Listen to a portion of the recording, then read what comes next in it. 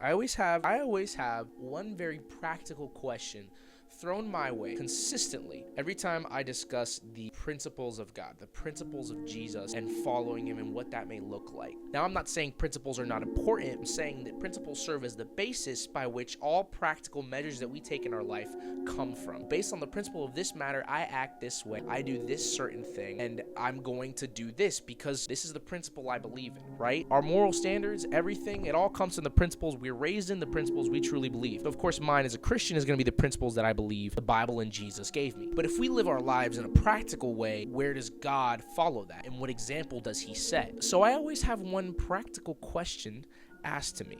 Why doesn't God just reveal Himself? If He cares so much about us following Him and our belief and went through every measure through Christ to make salvation that much more simpler and make our connection to Him that much more direct, why doesn't He just keep following that principle of trying to get close to us and physically do something? Why doesn't He come down from the sky or do this flood or say, hey, this is right, what more do you guys need? There's a voice from the sky, there's a this and that, you wouldn't believe. People would surely believe, right?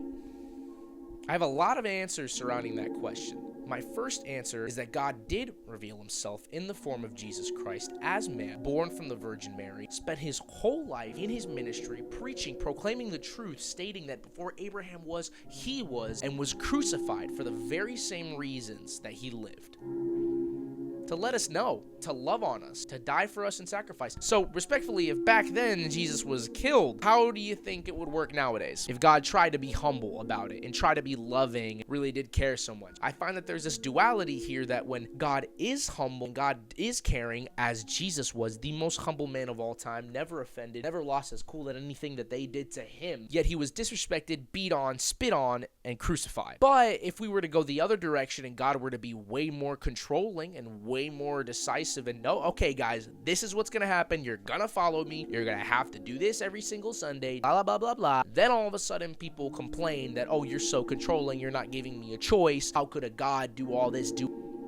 Make it make sense to me, please, because God chose the more humble decision. God chooses the humble decision every single day, and respectfully, by not just coming down in these pillars of fire and instead choosing to come humbly in the form of a man, He didn't coerce us into loving Him. If God really came down as controlling and as powerful and mighty and dominant as people claim they want Him to, why would we choose to follow Him? Would it be because, oh, I love this man who is coming in might and glory, and I love this king, I want to follow this God? Or is it because out of a genuine fear, and I don't mean fear in the Bible, which is more described as respect, I mean a genuine, oh my gosh, I guess He's real, I've got nothing else to do.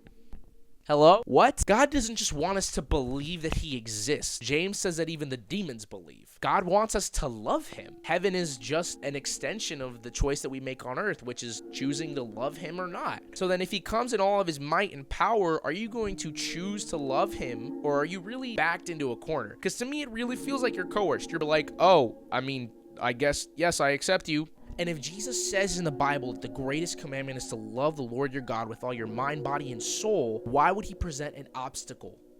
God revealing Himself in His true presence, I believe, would present an obstacle, because we wouldn't be able to choose Him truly out of love, and we'd be backed into a corner where logically we have to. Satan believes God is real. That's not enough. Judas walked in close proximity with Jesus and yet still betrayed Him. So clearly, practically speaking, being able to be practically close or practically witness things happening in real time isn't enough for true faith. I even think of the parable here of Lazarus and the rich man, where Lazarus is a poor, humble man, the rich man's greedy, all this. Some of you may be familiar, but they both die. Lazarus is standing next to Abraham and looking down at this rich man who is suffering. It's like hell. Now the rich man pleads with Abraham and Lazarus, saying, please send Lazarus to my family so they may not come here. And Abraham says, they have Moses and the prophets. They have the law and the prophets. To which this rich man replies, yes, but if they see a man rising from the dead, surely they'll believe and they will follow the Lord and not have to be sent here. To which Abraham replies that even if they did witness a man rise from the dead, they would not.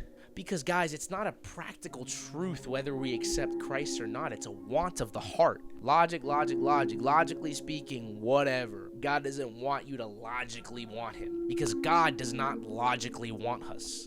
God doesn't want you to logically want Him, because God does not logically want you. We serve no purpose to His perfection. His will and plan acts against us or in favor of us, but He still wants us. His love is illogical.